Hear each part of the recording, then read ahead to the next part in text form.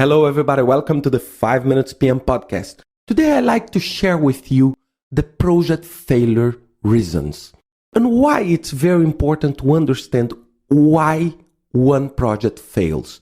Because if we know the roots, if we know the reasons of the failure, we can prevent them to happen. And they are so easy to be perceived and not so easy to be fixed.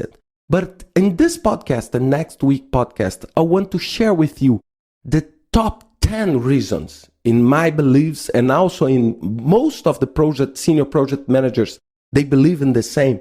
And I'd like to start talking about the first one. It's the lack of understanding the project scope.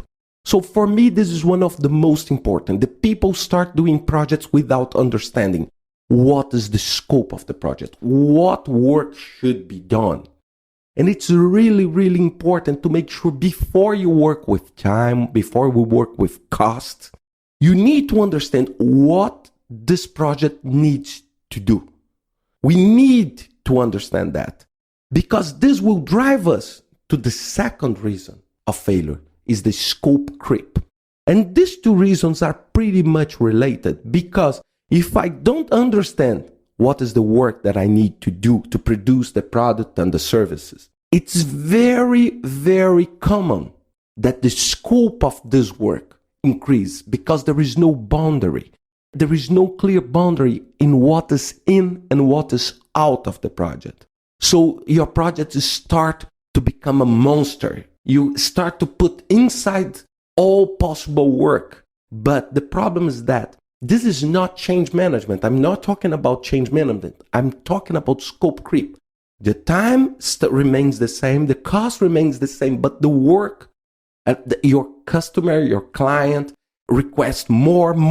And because you don't have a clear project scope, it's very hard for you to set up this frontier of what is inside and what is outside. The third one that I want to share with you is the lack of sponsorship.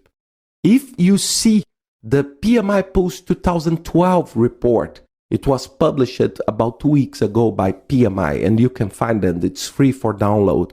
And they were ranking the top reasons of project success. And on the top of them was sponsorship. And here, I will tell exactly the opposite. The lack of sponsorship is the biggest reason for failure. So it's really, really important. So if you have a good sponsor, this will drive you to the success like you saw in the PMI Pulse. But if you don't have this will drive you to a very, very serious problem because the lack of sponsorship will make your work much harder because you'll have a hard time to communicate. You have a very hard time to make risk management plan, to address the scope, to set up boundaries, to work with deadlines, to work with cost. So the sponsor, to have a great sponsor, drives your project to a successful position. And the lack of this will make you like an orphan project manager. You need to do everything alone and position yourself. And this is very, very hard. The fourth one that I want to share with you, it's the inaccurate estimates. You don't spend too much time thinking about time and cost. You do poor estimates. You think, okay, to build a home, I need just bricks. And you forget everything else. And the home is above and beyond bricks. Put bricks. You have a lot of small works that together will sum up a large amount of money. So like time. And this drives me to the fifth one. It's the over-optimism. Always when we are not accurate in our estimates, we become to be extremely optimist. We work in the perfect situation. We are always thinking in the perfect case. We think, okay, we have support. Everything good will happen. Nothing bad will happen. So this over-optimism brings a completely unrealistic estimate. So we need to understand that the project is the borderline of what it's possible and what is impossible to be done. And in this borderline is exactly the pace where we need to work with. So this is very important. I'm not telling you that being pessimist is good, but you need to be realistic. You need to understand that usually all these inaccurate estimates drives you to an over-optimism.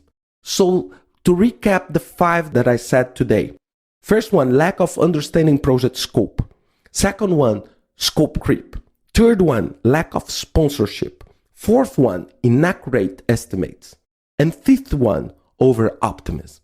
Next week, I will be sharing with you the other 5 reasons of project failure. See you next week. Thank you very much.